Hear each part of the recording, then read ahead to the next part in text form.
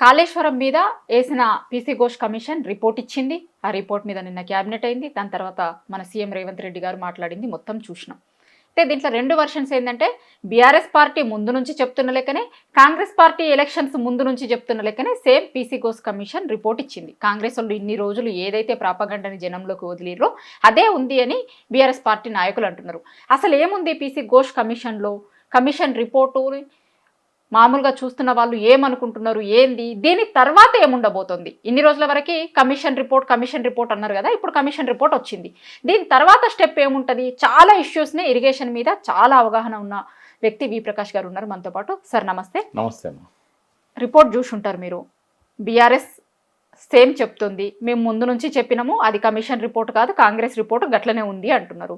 కాంగ్రెస్ నాయకులు 3 ఏళ్ల నుంచి ఏదైతే ప్రచారం చేస్తున్నారో గదే కమిషన్లో ఉంది అనేది మీలాంటి చాలా మంది ఇరిగేషన్ నిపుణులు చెప్తున్నారు. మీరేం చెప్తారు అసలు కమిషన్ రిపోర్ట్ని? అంటే కొన్ని టెక్నికల్ అంశాలలోకి పోయింది బాగా కమిటీ. పోయినప్పుడు ఏంటంటే ఇప్పుడు ఇందులో ప్రధానంగా 3 బ్యారేజీలకు సంబంధించిన అంశాలు ఉన్నాయి. ఇప్పుడు మొత్తం కాళేశ్వరం మీద కేసీఆర్ గారి పాలనలో 93,000 కోట్లు ఖర్చు అయినాయి.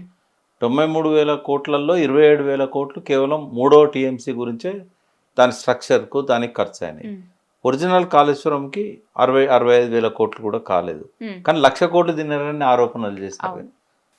మరి 1,00,000 కోట్ల గురించి పీసీ ఘోష్ ఏం చెప్పలేదు కదా, ఆడ అవినీతి జరిగినట్టు కూడా చెప్పలేదు. ఆయనకి ఇచ్చిన టర్మ్స్ ఆఫ్ రెఫరెన్స్లో కూడా అవినీతి గురించి మాట్లాడలేదు. ఓన్లీ మేడిగడ్డ పియర్ ఎందుకు కుంగింది అనేది, దానిలో ఏమన్నా పొరపాటు జరిగినాయా, దానికి సంబంధించిన ఎంక్వైరీ చేయమని చెప్పారు. 3 బ్యారేజీల విషయంలో మాత్రమే ఎంక్వైరీ జరిగింది. ఈ మొత్తము కాళేశ్వరంలో 90,000 కోట్లు ఖర్చు అయితే 93,000 కోట్లు, ఈ బ్యారేజీలు 3 ఖర్చు 6,000 కోట్లు. అంటే మొత్తం కమిషన్ విచారణ జరిగిందంతా ఒక 10% కూడా కాదు ఆ పెట్టుబడి మీద, 7-8% అమౌంట్. అందులో కొంగింది ఒక్క మేడిగడ్డ పియరే. అన్నారంకేం కాలే, సుందిలకేం కాలే. ఆయన చేసిన ఎంక్వైరీలో కూడా ఆయన స్పష్టంగా చెప్పింది ఏంటి అని అంటే, కొన్ని రకాల నెగ్లిజెన్స్ల వల్ల, కొన్ని చేయాల్సిన పనులు ఇన్ టైంలో చేయకపోవడం వల్ల ఇది జరిగి ఉండొచ్చు అన్నాడు. అది ఖచ్చితంగా దీనివల్లనే జరిగిందని ఆయన కూడా చెప్పలే. ఆశ్చర్యం ఏంటంటే 18 నెలల నుంచి ఎంక్వైరీ జరుగుతుంది. అంతకుముందు కూడా అక్టోబర్ నుంచి డిసెంబర్ దాకా, రేవంత్ రెడ్డి వచ్చేదాకా కూడా 40-45 రోజులు ఎంక్వైరీ జరిగింది ఎన్డీఎస్ఏ. ఐజాన్ టుడే ఈ రోజు వరకు, ఈ క్షణం వరకు మేడిగడ్డల పేరు ఎందుకు గుంగింది అనేది ఎన్డీఎస్ఏ చెప్పలేదు, పీసీ ఘోష్ చెప్పలేదు, విజిలెన్స్ కమిటీ చెప్పలేదు. చెప్పకుండానే ఇది ఇక్కడ తప్పు జరిగింది, ఇక్కడ తప్పు జరిగింది, వీళ్ళ మీద చర్య తీసుకోండి, వీళ్ళ నెగ్లిజెన్స్ కారణం, ఇవన్నీ చెప్పుకుంటూ వచ్చారు. ఎందుకు అనుమానం వస్తున్నది ఇది కాంగ్రెస్ రిపోర్ట్ లాగా ఉంది అంటే, నేనైతే due respect to PC Ghosh, ఆయన చాలా గొప్ప జడ్జి. ఆయనని మ్యానిపులేట్ చేయలేరు, ఇన్ఫ్లుయెన్స్ కూడా చేయలేరు, కొనలేరు కూడా. బట్ ఆయనకి ఎక్కడ అంటే కావలసిన సమాచారం ఇవ్వలేదు. కొన్ని అవగాహన లోపం కొంత ఆయన లోపల కనబడ్డది. ఇప్పుడు నీళ్ళు అనేది ఒక జటిలమైన సమస్య, ఇంజనీర్లకే అర్థమవుతుంది. అది చాలా టెక్నికల్ అంశాలు. కానీ మీరు కూడా పోయారు కదండి కమిషన్ ముందుకి. నేను పోయినప్పుడు కూడా నా ఎక్స్పీరియన్స్ అదే. ఘోష్ గారే అంటే చిట్ చాట్లో నాతో చెప్పింది ఏంటంటే, నాకు ఇంజనీరింగ్ సబ్జెక్ట్ తెలియదు, నేను టెక్నికల్గా నేను దాని మీద తరో లేను, నేను ఇదివరకు ఇచ్చిన జడ్జ్మెంట్స్లలో కూడా ఎక్కడ ఇంజనీరింగ్ సబ్జెక్ట్ రాలేదు, నాకు చాలా తెలుసుకోవాలని ఉంది, చాలా చదవాల్సి ఉంది, అంటే నాకు వీళ్ళు ఇచ్చిన సమాచారం అంతగా సరిపోతలేదు అని కూడా అన్నాడు ఆయన. అన్నప్పుడు నేను నా దగ్గర ఉన్న ఒక 60-70 రిపోర్ట్లు, పుస్తకాలు, పేపర్లు అన్నీ తీసుకుపోయి ఇచ్చాను ఆయనకి. ఆయన డిస్ప్లే కూడా చేశాడు టేబుల్ మీద. చేసి నన్ను బహిరంగ విచారణ చేసిన రోజు విలేకరులతో కూడా చెప్పాడు, ప్రకాష్ గారికి ఇవన్నీ ఇచ్చారు, నేను చదివాను అని. ఇంత పేర్చాడు దాని మీద, టేబుల్ మీద. అంటే నేను చాలా కోఆపరేట్ చేశాను. ఆయన కూడా చాలా హానెస్ట్ జడ్జి. బట్ అవగాహన లోపం ఉంటే ఏం చేస్తారమ్మా? వ్యక్తిగతంగా నేను ఆయన తప్పట, కానీ ఆయనకి ఇచ్చిన సమాచార లోపం వల్ల కావచ్చు, అవగాహన లోపం కావచ్చు, తెలంగాణ ప్రజల బాధలను, బతుకులను అర్థం చేసుకోలేదు కాబట్టి ఆయన కొన్ని పేపర్ల మీద ఉన్న విషయాలను చూసి తప్పు పట్టవచ్చు. ఉదాహరణకు నాకు ఎక్కడ నచ్చలేదంటే, నేనే స్వయంగా తుమ్మిడిహట్టు నుంచి కాళేశ్వరంకి ఎందుకు షిఫ్ట్ చేశారనే దాని మీద రాతపూర్వకంగా ఇచ్చిన, ఓరల్గా కూడా చెప్పాను. మేడిగడ్డకు ఎందుకు షిఫ్ట్ చేశారనే దాని మీద చాలా చెప్పాను నేను. బట్ ఆయన ఏది పరిగణలోకి తీసుకున్నట్టు కనబడలేదు. నిన్న ఉత్తమ్ కుమార్ రెడ్డి చెప్పిందే నిజమైతే, ఫస్ట్ పాయింట్ ఏంటంటే, ఇంజనీర్ల కమిటీ భుజాన తుపాకీ పెట్టి కేసీఆర్ను కలుస్తున్నాడు రిపోర్ట్లో. ఎక్స్పర్ట్ కమిటీ అని అనేక సార్లు మెన్షన్ చేశాడు. ఉమ్, అయితే ఎవరన్నా నిజంగానే ఆయన కింద ఉన్న వాళ్ళు మిస్గైడ్ చేశారో కూడా తెలియదు. ఉమ్, ఎందుకంటే వాళ్ళు కూడా ఇక్కడ ఇంజనీర్లుగా పనిచేస్తున్న వాళ్ళే. ఆయన చెప్పిన దాన్ని అర్థం చేసుకోలేదు అనడానికి ఆయన టేబుల్ మీద ఇంజనీర్స్ రిపోర్ట్ పెట్టి ఉమ్, ఆ కాపీ కూడా ఆయనకి ఇచ్చిన నేను 11 పేజీలల్లో ఉమ్, 3 సార్ల ఉమ్, మేడిగడ్డ 105 మీటర్ల ఎత్తున కట్టాలని చెప్పున్న దానిలో. ఉమ్, కానీ రిపోర్ట్లో వీళ్ళు నిన్న ఉత్తమ్ కుమార్ రెడ్డి ఏం చెప్తాడు, మేడిగడ్డ కట్టొద్దని చెప్పారు ఘోష్ గారు, ఉమ్, ఖర్చు ఎక్కువ అవుతుంది అన్నాడు, అది పనికిరాదన్నాడు. ఎక్కడ అదంతా నిజంగానే ఘోష్ గారు అని ఉంటే ఉమ్, ఖచ్చితంగా అది ఆయన తప్పు అవుతుంది, అర్థం చేసుకోలేదని అనుకోవాల్సి వస్తుంది. ఉమ్, నేనే స్వయంగా చెప్పిన, వేరే విట్నెస్లు చెప్పారు, హరీష్ రావు చెప్పాడు, కేసీఆర్ గారు కూడా చెప్పారు ఎందుకు మార్చాల్సి వచ్చింది. ఇంజనీర్ల రిపోర్ట్లో ఏమున్నదంటే వాళ్ళకి ఇచ్చిన అసైన్మెంట్ ఏంది అది మీ ద్వారా అందరికీ తెలవాలి. మేడిగడ్డ కట్టాలన్నది వ్యాప్కోస్, ఉమ్, ఆల్టర్నేటివ్ సైడ్ చూడాలన్నది సిడబ్ల్యూసి స్టేట్ ఇంజనీర్స్. తుమ్మిడట్టి ఎందుకు వద్దు అన్నారంటే ఓకే, తుమ్మిడట్టి దగ్గర నీటి లభ్యత తక్కువగా ఉంది, ఉమ్, 165 టీఎంసీలు మాత్రమే ఉన్నది అని మార్చి 2015 ఉమ్, కేసీఆర్ గారు ఫిబ్రవరి 17, 2015 నాడు మహారాష్ట్ర పోయి ఫడ్నవీస్తో మాట్లాడొచ్చాడు. ఉమ్, వచ్చినాక ఒక నెల రోజులకు సిడబ్ల్యూసి రాసిన లేఖలో 165 టీఎంసీల నీటి లభ్యత ఉంది ఇక్కడ తుమ్మిడేటి దగ్గర. ఉమ్, అందులో 63 టీఎంసీలు పై రాష్ట్రాల వాటా, వాళ్ళు ఇప్పుడు వాడుకోవట్లేదు కాబట్టి 165 టీఎంసీలు వస్తున్నాయి. ఉమ్, వాళ్ళు పై రాష్ట్రాలు వాడుకుంటే 63 టీఎంసీలే ఉంటాయి, ఉమ్, అవి వాళ్ళు తీసుకుపోతారు. 102 టీఎంసీలే ఉంటాయి. 102 టీఎంసీలను మనము స్టోర్ చేసుకోవడానికి రిజర్వాయర్ పెద్దది ఉండాలి. ఉమ్, 5.6 టీఎంసీల రిజర్వాయర్ను మనం ప్రతిపాదించినాం ఉమ్, 152 మీటర్ల ఎత్తులో. ఉమ్, మహారాష్ట్ర వాళ్ళు ఒప్పుకోలేదు కాబట్టి 148కి కుదించినప్పుడు దాని కెపాసిటీ ఉమ్, 1.8 టీఎంసీలు అవుతుంది. ఉమ్, ఈ 1.8 టీఎంసీలల్లో వచ్చిన నీళ్ళని వచ్చినట్టుగా స్టోర్ చేసుకోవడానికి కుదరదు, నీళ్ళు వస్తుంటాయి పోతుంటాయి. ఉమ్, అంటే 102 టీఎంసీల నీళ్ళు వస్తూ పోతూ ఉంటే 165 టీఎంసీలు అనుకున్నా కూడా వస్తూ పోతూ ఉంటే లిఫ్ట్ ఎంత చేసుకోగలుగుతామని లెక్కలు చేశారు. చేసినప్పుడు కేవలం 44 టీఎంసీలు మాత్రమే లిఫ్ట్ చేసుకోవస్తుందని చెప్పారు. 44 టీఎంసీలు లిఫ్ట్ చేసుకోవాల్సి వచ్చినప్పుడు మనకు అవసరం ఎంత ఉన్నది? 160 టీఎంసీలు. ప్రాణహిత చెవెళ్ళ ప్రాజెక్ట్ రిపోర్ట్లో మనం రాసుకున్నది. అక్కడ ఎత్తిపోసుకునేది ఎన్ని? 44 టీఎంసీలు. దానికి కూడా 3 లిఫ్టులు కావాలి. కేసీఆర్ గారు ఏం ఆలోచించారు, ఇక్కడ 3 లిఫ్ట్లు అవసరమవుతాయి, దొరికే నీళ్ళని 44, 56 టీఎంసీల నీళ్లు మంచినీటికున్న పరిశ్రమలకే కావాలి. ప్రాణహిత చెవెళ్ళ రిపోర్ట్లో 30 టీఎంసీలు ఏమో హైదరాబాద్ మంచినీటి కోసం, 16 టీఎంసీలు ఎన్టీపీసీకి పరిశ్రమలకు, 10 టీఎంసీలు దారి వెంట ఉన్న గ్రామాలకు. మరి 56 టీఎంసీలు మంచిళ్ళకి ఉన్న పరిశ్రమలకు కావాలి కదా, ఇక్కడ దొరికేది 44 టీఎంసీలు. మరి వ్యవసాయానికి ఏమి ఇవ్వాలి?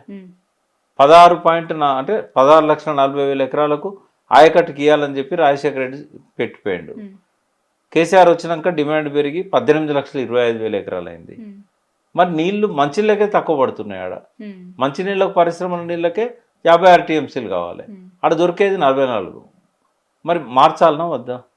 అందుకే సిడబ్ల్యూసీ ఏం చెప్పింది, నీటి లభ్యత తక్కువ ఉంది కాబట్టి ఆల్టర్నేటివ్ చూడండి అని చెప్పింది. రెండవది, ఇక్కడ రిజర్వాయర్స్ ఈ 160 టీఎంసీలను స్టోర్ చేసుకోవడానికి రిజర్వాయర్ లేవు. రాజశేఖర రెడ్డి పెట్టింది ఎన్ని? 16 టీఎంసీలకు.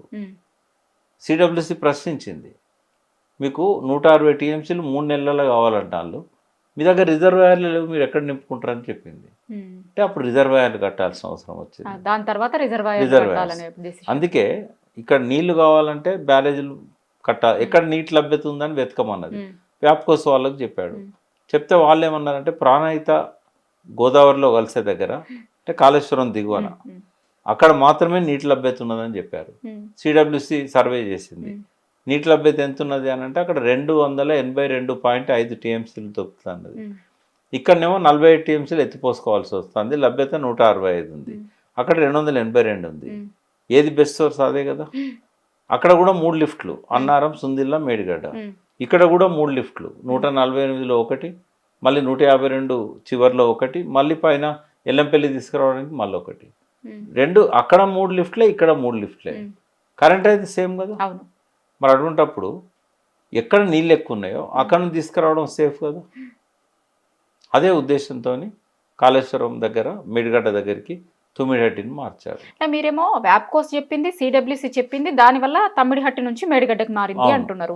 మరి ఇప్పుడు పీసీ ఘోష్ కమిషన్ చెప్పిన దాంట్లో వాళ్ళు ఉంటుంది, ఎందుకంటే రాతపూర్వకంగానే ఇచ్చారు కాబట్టి ఆ రిపోర్ట్స్ అన్ని ఎంక్లోజర్స్లలో ఉంటాయి. కాబట్టి వీళ్ళకి ఏదో అవసరమో పేర్లతో వెతికారు ఆ పేరాలన్నీ. 660 పేజీలలో ఎక్కడ కేసీఆర్ పేరుంది, ఎక్కడ హరీష్ రావు పేరుంది. అంటే వీళ్ళ ఉద్దేశం ఏంది, బురద తల్లడం. బీఆర్ఎస్ను భ్రష్టు పట్టించాలి, కేసీఆర్ను భ్రష్టు పట్టించాలి. అందుకని ఆ కోణంలో వెతికారు కాబట్టి నిన్న అన్ని అంటే 660 పేజీలలో 60 పేజీలు చూపెట్టారంటే మరి 600 పేజీలు ఏమున్నదో తెలియాలి కదా. అట్లా పెట్టకూడదు. పెడితే మొత్తం పబ్లిక్ డొమైన్లో పెట్టాలి, అందరికి చదవడానికి అవకాశం ఇవ్వాలి, అసెంబ్లీలో చర్చకు పెట్టాలి. ఇప్పుడు వాళ్ళు ఏదో వాళ్ళ చేతిలో ఉన్నదాన్నేమో ఆంధ్రజ్యోతికి ఇస్తారు, ఇతర పత్రికలకు ఇస్తారు. అంటే దీని అర్థం ఏమవుతుంది, కేసీఆర్ మీద విషం కక్కే వాళ్ళకి ఆ రిపోర్ట్ అందింది అంటే ఇందులో ఉద్దేశపూర్వకమైన కుట్ర ఉంది రేవంత్ రెడ్డిది, ఉత్తమ్ కుమార్ రెడ్డిది అనేది. నిజంగానే కాంగ్రెస్ పాలనలో వీళ్ళు తెలంగాణ ప్రజల మీద ప్రేమ ఉండి గోదావరి మీద బ్యారేజీలు కట్టి నీళ్ళు ఇచ్చుంటే ఇలా కేసీఆర్ కట్టాల్సిన అవసరమే రాకపోవు కదా. మీరు చేసిన తెలివితక్కువతనము దాన్ని కేసీఆర్ గారు ప్రజల కన్నీళ్ళని చూడడానికి ఆ బ్యారేజీలు కడితే కట్టినందుకు ఇవాళ ఆయన మీద కక్ష పెంచుకుంటారు. ఇప్పుడు దీని తర్వాత నెక్స్ట్ ఏముంటదంటే ఇప్పుడు ఇప్పటివరకు కమిషన్ నివేదిక రావాలి. చాలా మంది నిన్న కేసీఆర్ అరెస్ట్ అవుతాడు, వారెంట్ వస్తుంది, అది ఇదని మాట్లాడారు. ఏమి రాదు. ఎంక్వైరీ కమిషన్ యాక్ట్ ప్రకారంగా కమిషన్ ఇచ్చిన రిపోర్ట్ మీద చర్చ జరుగుతుంది. అక్కడ ఏమన్నా మిస్టేక్స్ ఉన్నట్టయితే, అందులో ఏమన్నా క్రిమినల్ నేచర్తో ఉన్నాయైతే, ప్రజా డబ్బు దుర్వినియోగం అయిందని ఏమన్నా అనుకున్నట్టయితే మళ్ళీ దాని మీద ఫ్రెష్ కేసు పెట్టి ఎంక్వైరీ చేయాలి. అది కేసీఆర్ మీద శిక్ష పడే ఆరోపణలు ఏం లేవు. నామినేషన్ మీద వర్క్స్ ఇచ్చాడు, ఇది చేయకూడని పని అని అన్నారు. దానికి ఆయన సంజాయిషి ఇచ్చుకుంటాడు. అర్జెంట్ వర్క్స్ ఉన్నప్పుడు నామినేషన్ మీదనే ఇస్తారు. ఒక లిమిట్ ఏమన్నా దాటినట్టయితే ఎందుకు దాటాల్సి వచ్చింది, దాని క్యాబినెట్ అప్రూవల్ తీసుకుని లేదా, ఎందుకు తీసుకోలేదు, ఇటువంటి విషయాల మీద చర్చ జరుగుతుంది. కానీ ఇక్కడ కేసీఆర్ను, హరీష్ రావును, ఈటల రాజేంద్రను అరెస్ట్ చేయడం అంత సీన్ లేదు ఇక్కడ. ఇప్పుడు ఈ రిపోర్టు అసెంబ్లీలో పెట్టి అసెంబ్లీలో కూడా చర్చిస్తాము అని అంటున్నారు కదా. ముందు అసెంబ్లీలో చర్చించడానికంటే ముందు ఓ 15 రోజుల గడువు ముందైనా పబ్లిక్ డొమైన్లో పెట్టాలి, వెబ్సైట్లో పెట్టాలి. పెట్టి దాని మీద ప్రిపేర్ కావడానికి టైం ఇవ్వాలి. ఒకవేళ డైరెక్ట్ అసెంబ్లీలోనే పెట్టింది అనుకుందాం, బడ్జెట్ ఎట్లయితే పెట్టిన తర్వాత ఒక రోజు సెలవు ఇచ్చి ప్రిపేర్ అయ్యి రమ్మని చెప్తారు కదా. సో ఇది పెట్టిన తర్వాత ఒక వారం రోజులు గడువు ఇవ్వాలి. ఎందుకంటే 660 పేజీల టెక్నికల్ రిపోర్టు నవల చదివినట్టు చదవలేము. ఎమ్మెల్యేలు ఇంకా కష్టం. కాబట్టి వాళ్ళ సహాయకులను, మాలాంటి వాళ్ళను, ఇంజనీర్లను పెట్టుకొని దాన్ని అధ్యయనం చేసి అసెంబ్లీకి రావాలంటే మినిమం 15 days టైం ఇవ్వాలి వాళ్ళకి. అప్పుడు చర్చ జరగాలి. జరిగినప్పుడు దాని సంగతి ఏందో చెప్తారు. ఎన్నికల ముందు కాళేశ్వరంనే వాళ్ళు ఎన్నికల అస్త్రంగా వాడుకున్నారు. కాంగ్రెస్ పార్టీ ఆ ప్రాపగండ చేయడంలో సక్సెస్ అయింది అని ఈ రోజుకి బీఆర్ఎస్ వాళ్ళు ఒప్పుకుంటారు. దాన్ని కాళేశ్వరంని కాంగ్రెస్ వాళ్ళు ప్రాపగండ చేసిరు, చాలా మేము తిప్పి కొట్టలేకపోయినాము అని. మళ్ళీ ఇప్పుడు కమిషన్ నివేదిక కూడా ఇప్పుడు వచ్చిన దానికి కారణం లోకల్ బాడీ ఎన్నికలను దృష్టిలో పెట్టుకుని ఇదే టైంలో ఎందుకు కమిషన్ నివేదిక బయట పెట్టిరు అనే ఒక చర్చ కూడా బయట నడుస్తుంది. మీకు కూడా ఏమన్నా అనుమానాలు ఉన్నాయా? అంటే 660 పేజీలు ఇచ్చినట్టయితే మాలాంటి వాళ్ళ ఉన్న ప్రతి విషయాన్ని పోస్ట్ మార్టం చేసి చూస్తాం కాబట్టి వాళ్ళకి లబ్ధి దొరకదు. స్థానిక సంస్థల ఎన్నికల్లో నీళ్ళేందో పాలేందో మేము తీర్చి చెప్తాం. బట్ ఇది పెట్టకుండా కేవలం 60 పేజీలే పెట్టిందంటే ఆ ఎలక్షన్లు అయ్యేదాకా ఈ అబద్ధ ప్రచారాలకు జనం లోపల విలువ పెరుగుతుంది. కేసీఆరే ఇది కూలడానికి కారణం అంటారు, కాళేశ్వరం మొత్తం కూలింది అంటాడు, లేకపోతే అన్నారం సుందిలో కూలింది అంటాడు. జనానికి తెలియదు, వాళ్ళు ఎన్నడూ పోయి చూడరు. వీళ్ళు ఏం చెప్తారో మంత్రి చెప్తాడు కాబట్టి నమ్ముతారు. మంత్రి చెప్పేటి అబద్ధాలు అనే దానికి ఆధారం మాకు దొరకకుండా చేస్తారు. ఈ 660 పేజీలు మాకు ఇవ్వరు. అసెంబ్లీలో చర్చ పెట్టే నాటికి లోకల్ బాడీస్ ఎలక్షన్స్ అయిపోవడము, దగ్గర రావడం జరుగుతుంది. ఈ లోపల వాళ్ళు సక్సెస్ అవుతారు. వీళ్ళు చెప్పే అబద్ధాలన్నీ కూడా జనంలోకి వెళ్ళిపోతాయి.